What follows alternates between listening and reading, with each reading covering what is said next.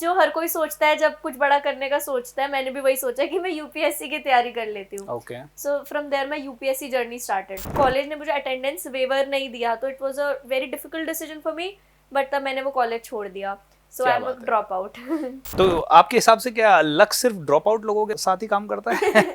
रिया, social media पे आज की डेट में बहुत सारे लोग कंटेंट बना रहे हैं, वो लोग सफल क्यों नहीं हो पाते और रिया सफल कैसे हो गई? आप अच्छा कंटेंट बना रहे हो, रियल लोगों को वैल्यू दे रहे हो, और प्लस अगर आपको कंटेंट से पैसे कमाने ना, तो always think from the brands perspective कि अगर कोई कॉलेज है वो किस इंसान से प्रमोशन कराएगा, जिसकी ऑडियंस स्टूडेंट की हो। ट्रुथफुल टू योरसेल्फ, अपने आप को पागल मत बनाओ।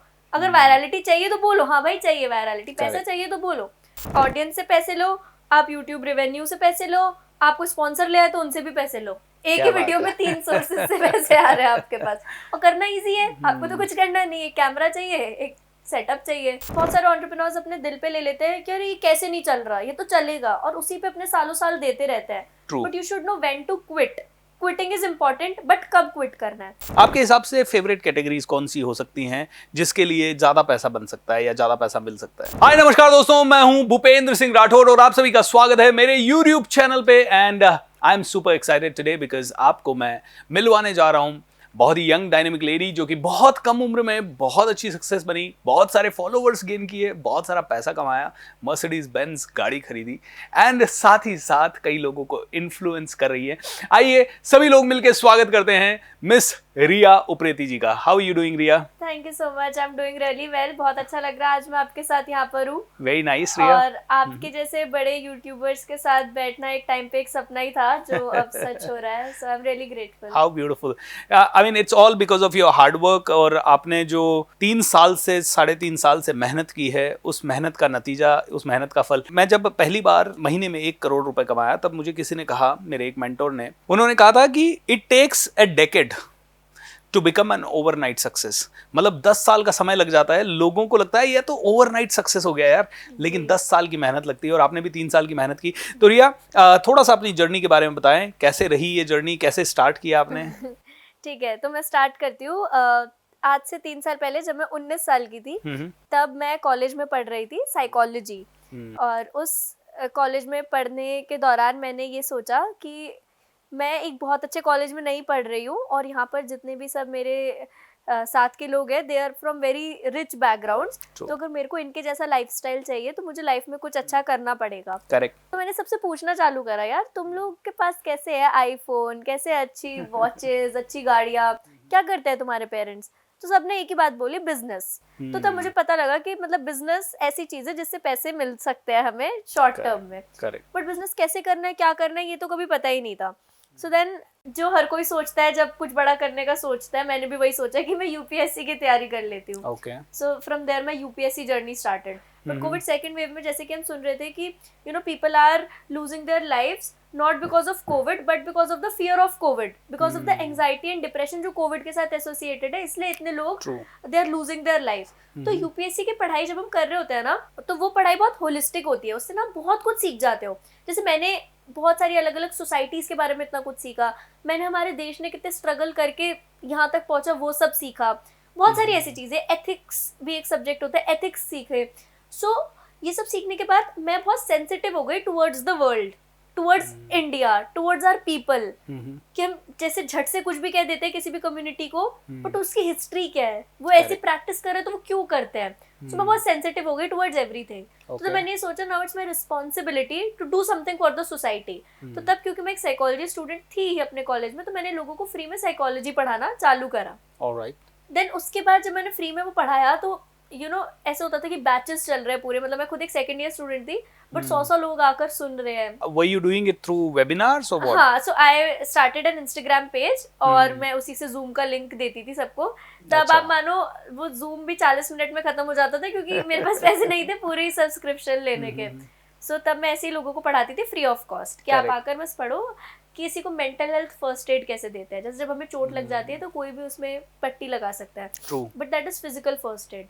बट अगर कोई आकर आपसे बोल रहा है that you know they are in depression, उनको सुसाइडल थॉट्स आ रहे हैं, तो what is the first thing which you will say? Basically वो होता है, क्या कहेंगे?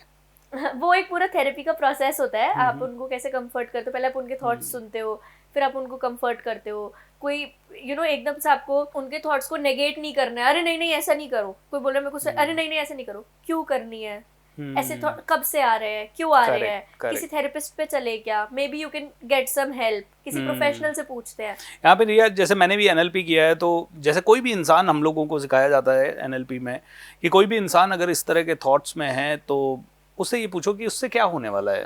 ओके, आप सुसाइड करने का सोच रहे हो, very nice, I mean that's a good thought, but उससे होने क्या वाला है, how would you really get out of this. And उस आदमी का चेन ऑफ थॉट जो चल रहा है उससे उसको दूसरे थॉट में, इसको कहते हैं ब्रेक स्टेट, कि आप उसकी वो ब्रेक स्टेट करें and then he starts thinking something else, and उसके बाद वो वहां से, is it right as per you, we cut off their sufferings and we show them another picture. तो यही मैं लोगों को तब बताती थी। बट क्या होता है, जब आप साइकोलॉजी एक बहुत ही सेंसिटिव टॉपिक है, सेकेंड ईयर का स्टूडेंट इतना नहीं बता सकता, और वो एथिकली करेक्ट भी नहीं है कि मैं इतना लोगों को बताऊं। तब मैंने सोचा इसको पेड कर देते हैं। तो तब मैंने अपने कॉलेज के प्रोफेसर को बोला कि आप पढ़ाओ बच्चों को and I will pay you 1000 rupees per hour for teaching them, and आपको उनको 20 दिन तक पढ़ाना है। और क्या बात है। और उस टाइम पे आपको पता है प्रोफेसर्स की सैलरीज तो आ नहीं रही थी, तो वो मान गए कि ठीक है हम कर देते हैं ऐसा। फिर मैंने स्टूडेंट से भी मैंने सोचा कि इसको हम 3000 का इसका टिकट प्राइस रख देते हैं हर एक कोर्स का, कि स्टूडेंट्स आकर कोर्स परचेज कर ले। बट जैसे फ्री से पेड करा ना, तो फिर कोई नहीं आया। तो मैं बहुत डिसहार्टेंड हो गई कि अरे ये क्या हो रहा है, कोई आया क्यों नहीं। बट देन 5-6 दिन, मतलब मेरे अंदर ना एक कीड़ा था सेल्स करने का, कि किसी को फोन करके कन्विंस करने का। You like selling? I love selling. How beautiful. दोस्तों, हर पावरफुल आदमी को सेलिंग बहुत ज्यादा पसंद है। क्यों? क्योंकि सेलिंग के बिना पैसा आ ही नहीं सकता।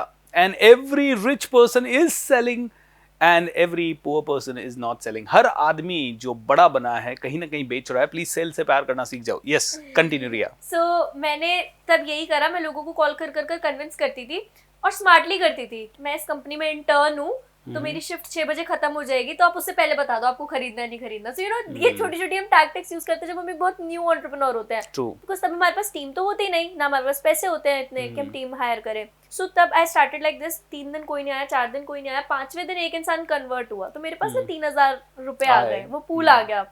फिर उसमें से 1000 रुपए मैंने फेसबुक इंस्टाग्राम एड्स में डाले, फिर और कोई 100-200 लीड्स आई, फिर उनको कन्वर्ट करा।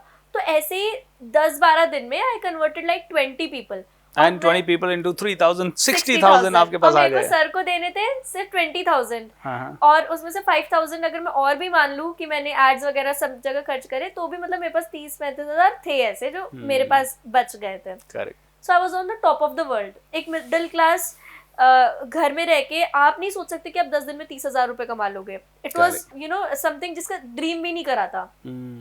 बट तब वो हुआ, तो उसके बाद फिर और अब चलो कोई और भी बैच लॉन्च करते हैं, कुछ और भी करते हैं। So now though we have evolved a lot, the business model is a lot more different. क्या क्या करते हो अभी आप? अभी जो मैंने आपको बताया that is how we started. But अभी भी वेरियस कोर्सेज, किसी भी टाइप की साइकोलॉजिकल चीज है, जैसे अगर आप लॉ में है तो will teach you criminal psychology, आपको एनिमल्स पसंद है तो will teach you animal psychology, fashion enthusiast है तो फैशन साइकोलॉजी। तो आपने ऐसे ही टीचर्स रखे हुए हैं या आप खुद ही पढ़ाते हो? No, I don't teach anything because मैं एक 12वीं पास हूँ और मैं नहीं पढ़ा सकती हूँ। सो मैं इतने एंटाइटल नहीं हूँ कि मैं उन्हें पढ़ाऊँ। तो वी हैव ट्रेनर्स। कॉलेज गए नहीं आप? तो मैंने वो कॉलेज ड्रॉप आउट कर दिया। So that's the story. तो जब ऐसा हुआ तो first month we did good revenue, तो तब मैंने अपने पेरेंट्स को बताया कि ऐसा कुछ हो रहा है लाइफ में। तो तब दे वर वेरी रिलक्टेंट कि नहीं यूपीएससी की पढ़ाई नहीं छोड़नी। तो मैंने बोला नहीं वो तो छोड़नी पड़ेगी, वो तो अब नो ब्रेनर है क्योंकि इससे पैसे आ रहे हैं। वो करा। फिर उसके बाद कॉलेज खुल गए, कोविड सेकेंड वेव खत्म होने के बाद कॉलेज चालू हो गए, तो मेरे को कॉलेज जाना पड़ता या फिर मुझे अपना बिजनेस संभालना पड़ता। और तब तक 2-3 लोगों की टीम भी हो गई थी, तो मेरे को ऐसा लगता था यार अब इनका घर मेरी वजह से चल रहा है, तो मैं अब कॉलेज जाकर इस सेटअप को तो नहीं छोड़ सकती। तो तब कॉलेज ने मुझे अटेंडेंस वेवर नहीं दिया, तो it was a very difficult decision for me. But तब मैंने वो कॉलेज छोड़ दिया। So I am a drop out. तो आपके हिसाब से क्या लक सिर्फ ड्रॉप आउट लोगों के साथ ही काम करता है? नहीं सर, पता है क्या होता है, ऐसा कहा जाता है कि एक अच्छी जिंदगी सबसे बड़ी दुश्मन है एक बहुत अच्छी जिंदगी की। जिनकी भी जिंदगी अच्छी चल रही होती है वो कभी बहुत अच्छी जिंदगी को चेज ही नहीं करना चाहते। तो जब हम ड्रॉप आउट होते हैं ना तो हमारी जिंदगी खराब हो जाती है। क्योंकि आई लाइक दिस थॉट। दोस्तों देखिए कितना अच्छा थॉट है। एक अच्छी जिंदगी बहुत अच्छी जिंदगी की दुश्मन होती है। I like it. हाँ, कैरी ऑन प्लीज। तो क्या है, जब मैं ड्रॉप आउट मैंने कर दिया तो मेरे ऊपर बहुत प्रेशर था कि अब व्हाट्स नेक्स्ट, अब मैं क्या करूं, मैं अब लोगों को कैसे प्रूव करूं। तो तब आप चेज करते हो ग्रेटनेस। बट हम जब अच्छा चल रहा होता है, ठीक है, मैं क्या होता है, मैं कॉलेज कर ली थी, मेरी नौकरी लग जाती ठीक ठाक सी, ठीक है, हर महीने पैसे आ रहे हैं, चिल है, तो मैं बहुत अच्छे को चेज ना करती। सो इसलिए ड्रॉप आउट्स के ऊपर प्रेशर ज्यादा होता है, इसलिए वो कुछ बना लेते हैं, but this is not a necessity. जो ड्रॉप आउट नहीं होते वो भी बहुत कुछ कर लेते हैं। दोस्तों बहुत ज्यादा प्रेशर होता है जब आप ड्रॉप आउट हो जाते हैं, फैमिली की एक्सपेक्टेशन होती है, लोगों की एक्सपेक्टेशन होती है, आपको भी प्रूव करने का एक अंदर से कीड़ा होता है कि यार मैंने डिसीजन लिया है, I need to prove my self.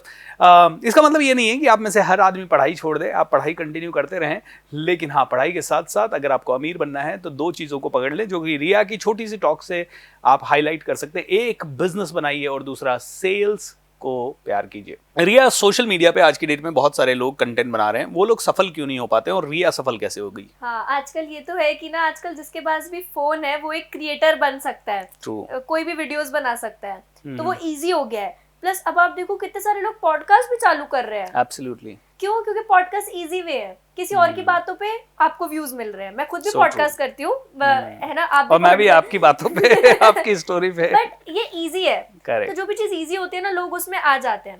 But जितना ही इजी है उतना ही अब हर किसी के तो सब्सक्राइबर्स नहीं बढ़ते, हर किसी के तो फॉलोअर्स नहीं बढ़ते। सो बहुत सारी चीजें हैं जो मुझे ऐसा लगता है कि आपको इनकॉर्पोरेट करनी चाहिए अगर आप एक क्रिएटर जर्नी में है। पहली बात तो कंटेंट क्रिएशन को ऐसा मत समझिए कि आपको कुछ ऐसा प्रिटेंड करना है जो आप नहीं है। जैसे कि आज मैंने कहीं पे बहुत अच्छी काजू की बर्फी खाई, मैं आपको आकर बताऊंगी मैंने वहां से खाई, मैं अपने घर वालों को बताऊंगी मैंने वहां से वो खाई। सो मेरा एक एक्सपीरियंस था जिसको मैंने आप लोगों को बताया, एक्सप्लेन करा। एक्साइटमेंट थी, एक्सपीरियंस था, उसको एक्सप्लेन करा। तो कंटेंट क्रिएशन भी यही है। मैंने कोई चीज किसी किताब में पढ़ी, I got excited about it, और मैंने अपना एक्सपीरियंस लोगों के साथ शेयर करा। So take it this way. उसको ऐसे मत लीजिए। अब बड़ा फॉर्मल होके बात करना नहीं है। कंटेंट भी हर तरीके का होता है। बहुत लोग डांसिंग कंटेंट बनाते हैं, लिपसिंग कंटेंट बनाते हैं, that is also content. But क्या उस टाइप के कंटेंट में पैसे हैं? नहीं। आप अच्छा कंटेंट बना रहे हो, रियल लोगों को वैल्यू दे रहे हो। और प्लस अगर आपको कंटेंट से पैसे कमाने ना, तो always think from the brands perspective कि अगर कोई कॉलेज है वो किस इंसान से प्रमोशन कराएगा, जिसकी ऑडियंस स्टूडेंट की होगी, राइट? अगर कोई बैंक है तो वो किससे प्रमोशन कराएगा, जिसकी फाइनेंस रिलेटेड ऑडियंस होगी। तो पैसे बनाने के लिए कंटेंट करना है तो ऐसे लोगों को देखो जो ब्रांड्स किस टाइप के लोगों को पैसे देंगे, और फिर उस टाइप का कंटेंट बना के उस टाइप के ऑडियंस केटर करो। आपको तो खुद पता ही होगा, कोई 1 मिलियन लिप सिंक या डांसिंग क्रिएटर है, वो जितने कमाएगा उतना 1 लाख एजुकेशनल क्रिएटर कमा लेगा। So true. ब्रांड क्या देखते हैं? ऑडियंस की पेइंग कैपेसिटी होनी चाहिए। और पेइंग कैपेसिटी किसकी ऑडियंस की होगी? जो कोई काम की बात कर रहा होगा, उसको सुनने काम के लोग आ रहे होंगे। So that is the key to, I guess, to create good content. You know दोस्तों, ये आपने देखा, रिया ने बताया आपको कि अगर आप कंटेंट क्रिएटर है तो आपका पर्पस क्या है? सिर्फ आपका पॉपुलर होना पर्पस है या पैसा कमाना भी पर्पस है?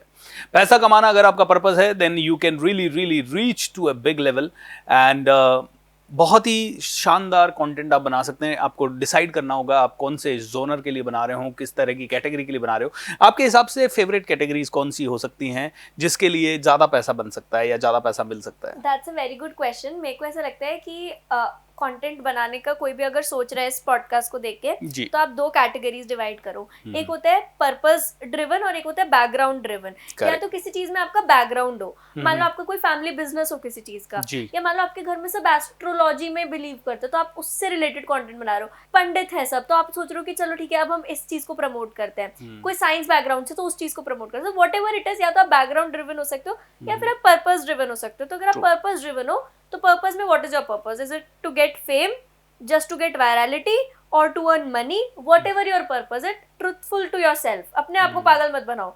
अगर वायरलिटी चाहिए तो बोलो, हाँ भाई चाहिए वायरलिटी, पैसा चाहिए तो बोलो।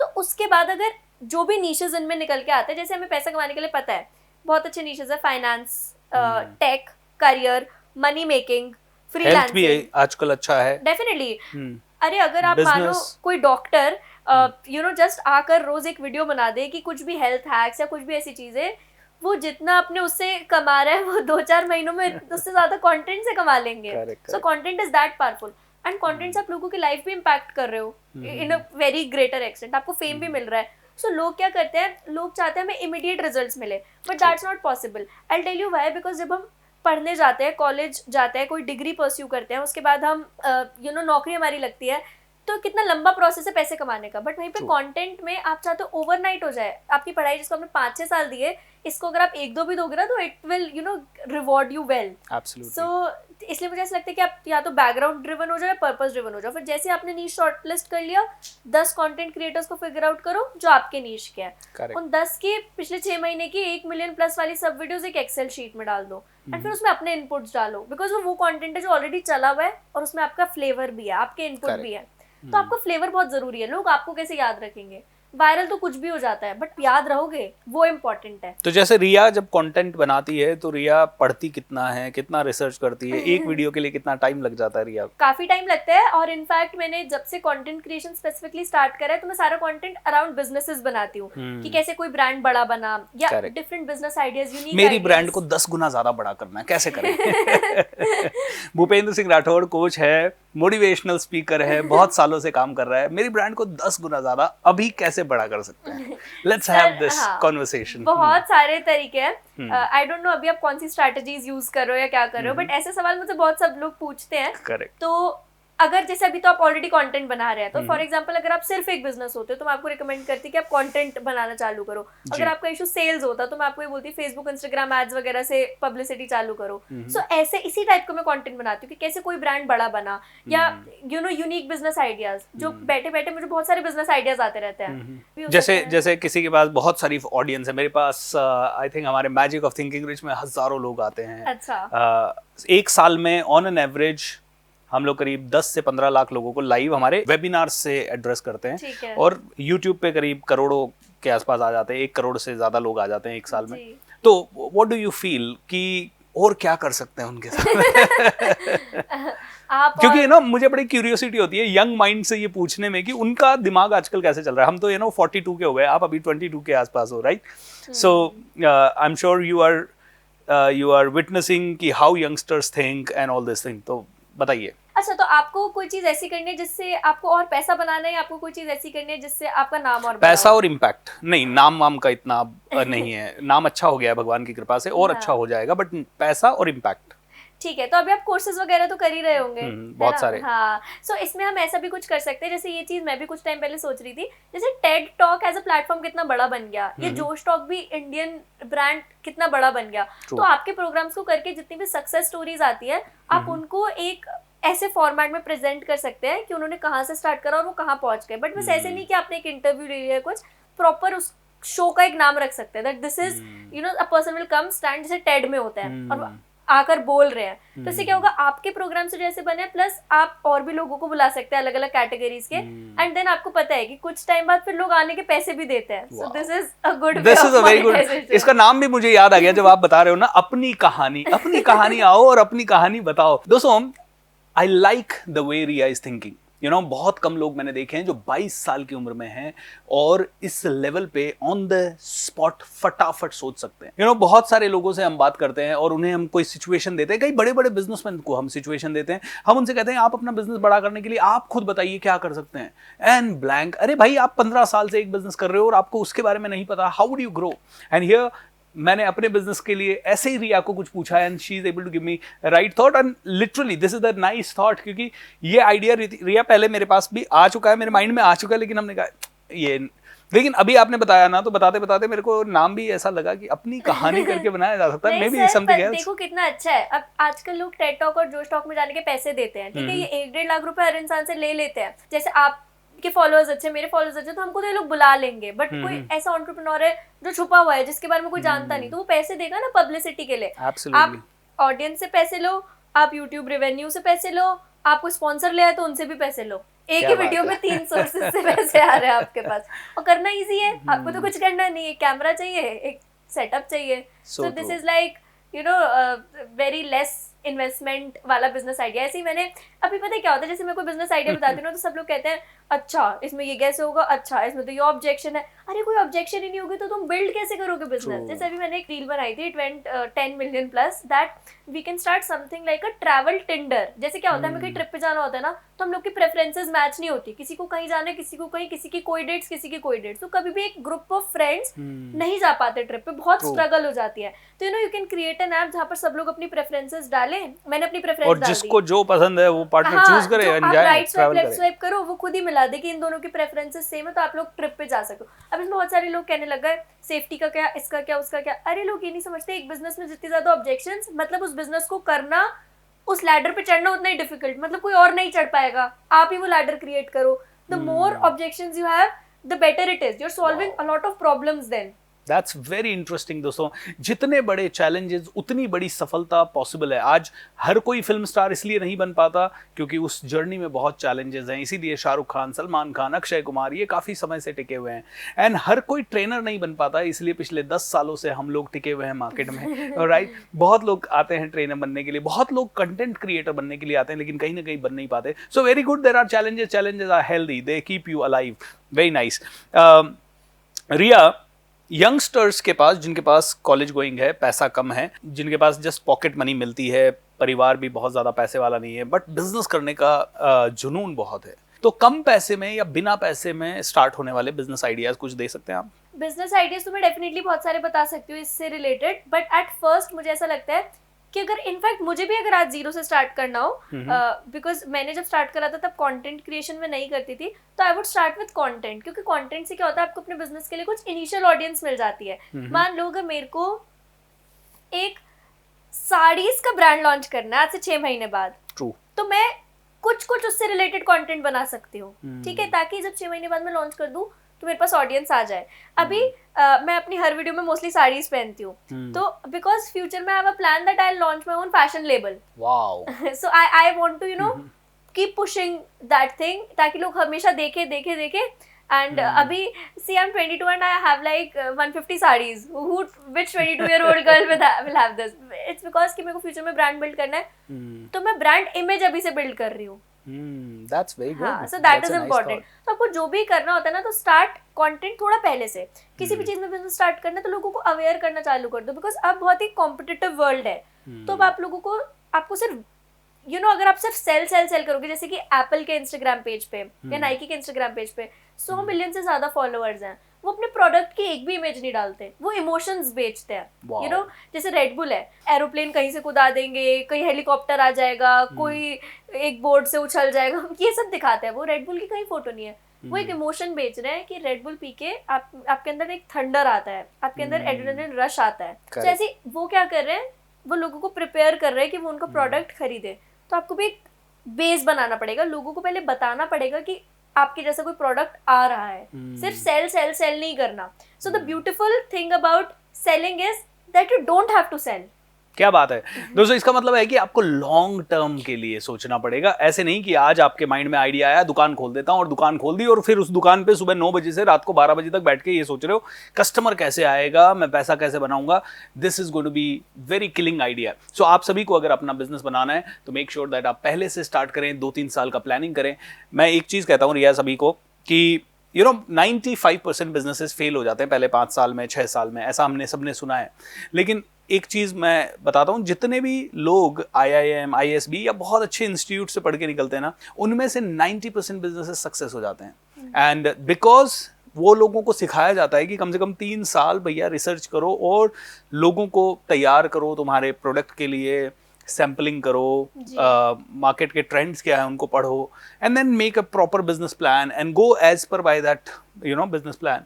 एंड अच्छी खासी कैपिटल कैसे जनरेट करते हैं, what will be the fund process, 3 साल बाद क्या होगा, 5 साल बाद क्या होगा, and then only they are able to create big things. मैंने 2 चीजें अगर ये सब बिजनेस माइंडसेट से सीखी है ना, तो एक तो पहले ये है कि businesses fail but entrepreneurs never fail. So मेरी भी कुछ चीजें फेल हो जाती है, but then I feel no, I haven't failed, this business failed. Correct. And second thing which I learned is that you should know, बहुत सारे entrepreneurs अपने दिल पे ले लेते हैं कि अरे ये कैसे नहीं चल रहा, ये तो चलेगा, और उसी पे अपने सालों साल देते रहते हैं. But you should know when to quit. Quitting is important, but कब क्विट करना है. अगर अभी आप और मैं कार्ड्स खेल रहे हैं और मेरे कार्ड्स बेकार है और मैं उन पे पैसे लगाती जा रही हूँ, तो मेरे कार्ड्स भी बेकार है, मेरे पैसे भी खत्म हो जाएंगे, तो नेक्स्ट चांस ही नहीं खेल पाऊंगी. बट वहीं पर अगर मैं सोचूं चलो ये कार्ड्स जाने दो, दूसरी बारी की वेट करती हूँ और फिर पैसे लगाऊंगी, तो मेरे पैसे भी बच जाएंगे. So you should know when to quit. Firstly कभी भी ईगो पे मत लो कि यार मुझे लग रहा है चल सकते तो ये क्यों नहीं चल रहा. Audience response can be different in many situations. And first is you never fail, just a business fails, और वो इम्पोर्टेंट है. सी क्या है कि अगर मैंने अभी, so people are seeing this side, but I tried 5-6 ऐसी भी चीजें जो विच वर अ ब्लंडर. बट उससे मुझे पता लगा ठीक है this doesn't work, so now I will move on to something which works. Failures are really important, they keep you grounded, humble. तो आपकी जिंदगी में कौन कौन से फेलियर आए हैं पिछले 3-4 सालों में? सर फेलियर्स तो बहुत सारे थे, बताने बैठूंगी तो बहुत टाइम निकल जाएगा। फिर भी 2-3, हाँ, जैसे आपने कोई बिजनेस चालू किया हो और फेल हो गया हो, मम्मी हाँ, पापा ने so कहा हो we क्या कर started- दिया है, तेरे को मना करते हैं फिर भी तू करती है। हाँ, सो वी स्टार्टेड एक बिजनेस थेरेपी प्लान नाम का। उसमें हमने तब काफ़ी पैसे भी लगाए थे, कुछ किट्स वगैरह बनाई थी, बट फिर हमें पता लगा नहीं बिक रही है किट्स, इसका रिस्पॉन्स अच्छा नहीं है। तो कुछ ट्राई करा, 1-1.5 साल ट्राई करा, फिर छोड़ दिया। I keep on doing this. क्या होता है हमारे ना 2 माइंडसेट होते हैं। एक होता है हमारा रेप्टाइल माइंडसेट, जो सर्वाइवल पर चलता है। तो पहले मेरी लाइफ आज से 2 साल पहले सिर्फ सर्वाइवल पर चल रही थी कि अच्छा अभी होगा, अगले महीने ऐसे पैसे आएंगे, उससे अगले महीने ये करना पड़ेगा तो पैसे आएंगे। तो आप ना कभी खुल के नहीं सोच पाते, बिकॉज हमेशा सर्वाइवल मोड में हो। आप हमेशा खतरा देख रहे हो अपने आसपास, कि आप आगे बढ़ रहे हो और आप देख रहे हो अच्छा इस महीने ये खराब हो गया, अरे ये होना था तो कैंसिल हो गया। तो आप कभी बड़ा ही नहीं सोच सकते। फिर दूसरा जो माइंडसेट होता है ना, उसमें you feel like you are the king, you are the queen of the world, और तब आप बहुत कुछ सोच पाते हो। जैसे जो दूसरे माइंडसेट में जब भी मैं अब जो भी चीजें मैं सोचती हूँ ऐसा होता है कि चलो ये तो मेरा फिक्स है ही, अब इसके ऊपर करना है। तो फिर मैं खतरा नहीं देख रही अपने आसपास, फिर I am just walking and I want to roar and I want to tell the world that I am coming. So ये वाला माइंडसेट है थोड़े टाइम बाद आ जाता है। तो अभी इसलिए I am in this mindset कि मेरे को 10,000 चीजें ट्राई करनी, बिकॉज मैंने एक आप कह लो कि फाइनेंशियल स्टेबिलिटी अचीव कर लिया, फाइनेंशियल फ्रीडम अचीव कर लिया। तो I can try a lot. So can you share with people how much are you able to earn maximum? चलिए मत बताइए हर महीने का, लेकिन मैक्सिमम किसी महीने में आपने सबसे ज्यादा अर्न किया है तो कितना किया है? रेवेन्यू वाइज तो खैर बहुत ज्यादा चला जाएगा, बट अगर मैं सिर्फ प्रॉफिट की बात करूं, because that is what matters at the end of the day, तो I would say may be close to 30-35 lakhs. Wow, एक महीने में? या क्या क्या करते हो ऐसा? हमारा बिजनेस भी हम लोग थोड़ा शिफ्ट करते हैं। नहीं, तो अगेन हैविंग सेड दैट, कुछ महीने ऐसे होते हैं और कुछ महीने 30-35 का लॉस भी हो जाता है। करेक्ट। सो बहुत अप्स एंड डाउन्स होते हैं। फिर भी आपको मेजर अर्निंग किससे होती है? ट्रेनिंग से? सी आई फील कि एक कंटेंट क्रिएटर की जहाँ इनकम खत्म होती है वहाँ एक बिजनेस ओनर की चालू होती है, because entrepreneurship is that much rewarding. So majorly it's my business and अब because content has become a major part, because I have like 3-4 Instagram accounts, then 3-4 YouTube channels. So it's like a lot of things are going on in that space. But yes, again, मतलब this was just I told you about the highest month. अगर आप lowest पूछोगे तो इससे भी ज़्यादा होगा. So चलता रहता है. But ठीक है, इतना है कि I'm at peace. For me, financial stability is या financial freedom is when मैं अपनी मर्जी की 10 चीज़ें और नहीं ट्राई कर सकती हूँ तो हाँ मैं स्टेबल हूँ. करेक्ट. अब कुछ महीने बहुत ज़्यादा डर भी लग जाता था पहले, जब कंटेंट नहीं था तब तो बस बिजनेस ही एक सहारा था. अब किसी महीने कुछ भी नहीं हो रहा, इतना लॉस हो रहा है, तो अब क्या होगा? Because both of my parents are into jobs, तो उनसे तो आप कुछ एक्सपेक्ट नहीं कर सकते. उनको तो कुछ पता भी नहीं अबाउट द बिजनेस वर्ल्ड, तो उनसे आप प्रॉब्लम भी नहीं बता सकते. तो नाउ यू फील लाइक यार अब तो कॉलेज भी छोड़ दिया, नौकरी भी नहीं लगेगी, अब क्या होगा? What's next for me? You know, then you think about all the possibilities. अरे ये भी नहीं हो सकता, वो भी नहीं हो सकता. तो कंटेंट चालू करने का मोटिवेशन ही ये था कि बिजनेस इतना डाउन चला गया था कि अब पैसा कमाने के लिए कुछ करना है. फिर कंटेंट स्टार्ट करा तो वो भी पिक हो गया, ये भी पिक हो गया. सो आप कोशिश करते रहते हो तो कुछ ना कुछ आ जाता है. So true. तो शुरू में जब आपको फेलियर हुआ और आपका बिजनेस डाउन चला गया, पापा मम्मी का रिएक्शन कैसा था? मैं उनको बहुत सारी बातें तो बताती ही नहीं क्योंकि वो टेंशन ले लेते हैं बहुत ज़्यादा. So when I was leaving my college, my mother was like कि what will we tell your future husband that तुम 12th पास हो, कॉलेज मत छोड़ो, ये मत करो, वो मत करो. तो वो एक बैटल चलती रहती है हमेशा. बट ठीक है, हम पेरेंट्स से इतना क्या एक्सपेक्ट करें. उन्होंने जितना, वो तो चाह ही रहे ना कि अच्छा कर ले, सेटल हो जाए. तो उन्होंने जितना देखा, उनको जितनी समझ है इस दुनिया की कि ऐसे करते हैं कि एक सरकारी नौकरी लग जाती है तो सब सेटल हो जाता है, तो उस हिसाब से हमें बता रहे हैं. बट देन हमको एक राइट डिसीजन लेना है कि हमें क्या करना है और क्या नहीं करना. This is too good. I mean, I must say कि you are a brave girl and you have started very fast. Mercedes Benz लेने का सपना कब पाला था, कब उसे एग्जीक्यूट कर दिया, और उसके बाद का एक्सपीरियंस कैसा रहा? So, मैंने लास्ट ईयर गाड़ी ली थी when I was 21, और 6-7 महीने पहले से ही ना पता नहीं भगवान ही कुछ इंडिकेशन दे रहे थे. मेरे फीड पे ना सारी ये अमेरिका वगैरह में ऐसे लड़कियों की वीडियोस आती रहती थी जो बहुत अच्छे से मर्सिडीज चला रही हैं, यू नो, अंदर अच्छी लाइटिंग है और गाना बज रहा है ऐसे कुछ क्रेजी सा, कुछ मज़ेदार हो रहा है. तो तब मेरे को गाड़ियों के ब्रांड्स की ज़्यादा नॉलेज भी नहीं थी. हर लड़की को नहीं होती ज़्यादातर नॉलेज, बट तब मैंने देखा था कि यार ये गाड़ी तो मुझे लेनी है, ये तो बहुत अच्छी लग रही है। कितने रुपए की थी वो गाड़ी? तब वीडियोस में देख रही थी, उनका तो नहीं पता, बट हाँ मेरी वाली 65। वाओ, ई क्लास है? No it's DLA। DLA, wow, wonderful. So तब आई हैड दिस ड्रीम कि चलो ले लेते हैं। फिर 2-3 महीने सोचा, और देखा जाए तो ये फाइनेंशियली बहुत अच्छा डिसीजन नहीं है कि पहली चीज़ गाड़ी ले लो, बट अगेन आई फील शॉक बड़ी चीज़ है, so I took this decision. और तब मुझे ऐसा लगा कि ठीक है, अभी आई कैन अफोर्ड इट, तो वाई नॉट, बिकॉज अगेन ये जो कोई भी 20 से 30 के बीच में जब भी हम होते हैं ना, तो आई फील हम थोड़े से प्रिविलेज्ड होते हैं, बिकॉज हमारे पास थोड़ा कम प्रेशर होता है, हमारे पास हमारे पेरेंट्स का भी प्रेशर नहीं होता और बच्चों का भी नहीं होता, तो we can experiment a lot and do a lot of things. In fact हर किसी को, जो यंगस्टर है ना, आप सभी को बहुत मैंने ये सारे सपने अपने पूरे किए 35 की एज में, कोई 40 की एज में, कोई 22, लेकिन उस समय प्रेशर इतना था डिसीजन लेने से पहले कि यार कुछ गलत ना हो जाए, गलत ना हो जाए। आपने गाड़ी ले ली, इतनी बड़ी चीज़ ले रहे हो, कहीं ऐसा ना हो जाए कि घर में कुछ कमी आ जाए, कुछ बुरा हो गया तो। एंड यस, आप लोगों के पास कोई प्रेशर ही नहीं है, बिकॉज एक्सपेक्टेशन जीरो है। समाज की एक्सपेक्टेशन अभी तो है ही नहीं कि 22 साल का बच्चा तो ठीक है 20-25 हज़ार की नौकरी कर रहा होगा, उस एज में आपने मर्सिडीज ले ली, वंडरफुल। लॉ ऑफ अट्रैक्शन के बारे में आपका क्या कहना है? बिकॉज आपने अभी जो एक्सपीरियंस ये बताया कि मैंने मर्सिडीज की बहुत सारी वीडियोस देखी, मुझे लगा कि ये तो होनी चाहिए, वाओ, तो मैं इसको कहता हूँ law of attraction. What do you call it? I don't know if इसको ही हम लॉ ऑफ अट्रैक्शन कहते हैं, बिकॉज मेरे को इस चीज़ के बारे में थोड़ी कम नॉलेज है, बट मेरे को ऐसा ज़रूर लगता है कि कोई चीज़ लेनी है तो या तो उसको कहीं बोल दो किसी के सामने, या फिर उसे कहीं लिख दो, तो उससे क्या होता है, इनबिल्ट प्रेशर सा हो जाता है कि अब तो कह दिया, अब तो बोल दिया, अब तो लिख दिया, तो देन ऑटोमेटिकली आप उसकी तरफ एक काम, बिकॉज जब तक दिमाग में दिन में 10,000 थॉट्स आते हैं तो उसको आप सीरियसली नहीं लेते, but when it's on paper, true, then you are done serious about it, कि अभी लिख दिया है, अभी बोल दिया, अभी सबको बता दिया है, तो वो मेरे ख्याल से वर्क करता है। अब जैसे मर्सिडीज लेनी थी, दिमाग में थॉट आया, फिर घर पे बोल दिया कि अब मर्सिडीज लेंगे, तो बोलना इट्स समथिंग कि अब आप इसे मैनिफेस्ट करो या कुछ भी कहो, बट वो हो गया, अब नाउ इट्स ऑन पेपर, आपको लेनी है, तो दैट इज इम्पोर्टेंट। एब्सोल्युटली। दोस्तों, इसी को कहते हैं लॉ ऑफ अट्रैक्शन। जब आप कोई चीज करना चाहते हो और उसके बारे में सीरियस हो जाते हो, आपकी सीरियसनेस का पता कैसे चलेगा? आपने लोगों को बता दिया, आपने लिख दिया, आपने उसके ऊपर मैनिफेस्ट किया, आपने उसी कार के वीडियोस देखे, आपने उसी के बारे में सोचा, आपने उसका टेस्ट ड्राइव लिया, आपने उसके बारे में लोगों को कहना शुरू किया, फन किया, I think then your desire is damn serious. Universe को पता लगता है कि यार ये लड़का, ये लड़की इस चीज़ के बारे में सीरियस है, सिंसियर है, and universe will give you.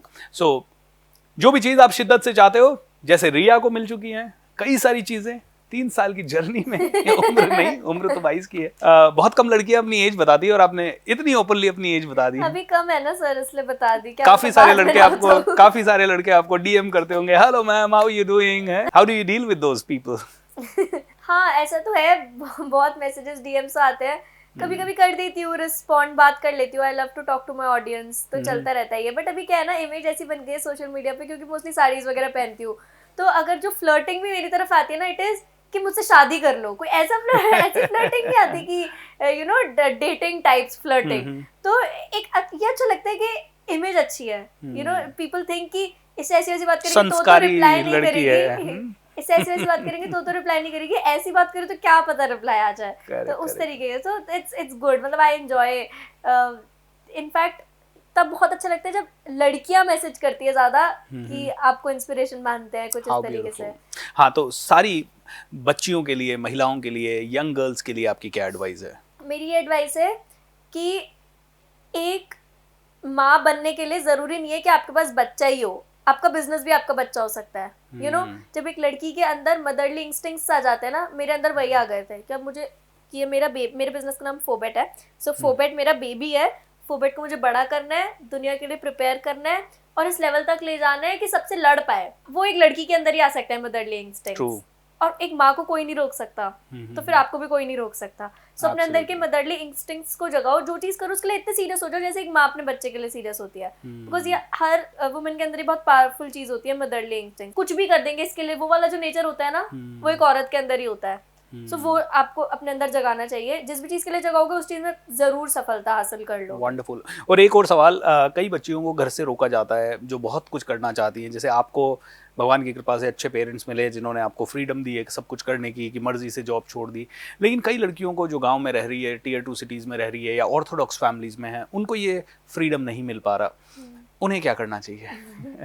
मेरे पेरेंट्स ने मेरे को बहुत चीज़ों के लिए मना करा। जैसे मेरे को कंटेंट बनाना चालू करना था तो दे वर वेरी रिलक्टेंट कि क्यों बनाना है कंटेंट, यू नो, क्योंकि हम सोचते हैं ऐसा कि नहीं नहीं पता नहीं लोग कैसे देखेंगे, कैसे नजर से देखेंगे, तो वो सारी चीज़ें तो ज़रूरी नहीं है छोटे शहर की लड़की को ही वो सब फेस करना पड़े। हर किसी को ये सारे स्ट्रगल्स तो फेस करने पड़ते हैं, बट मुझे ऐसा लगता है कि आपको अपने पेरेंट्स को अपने सक्सेस का एक ट्रेलर देना पड़ता है, तभी वो आपकी चीज़ों में अग्री करते हैं।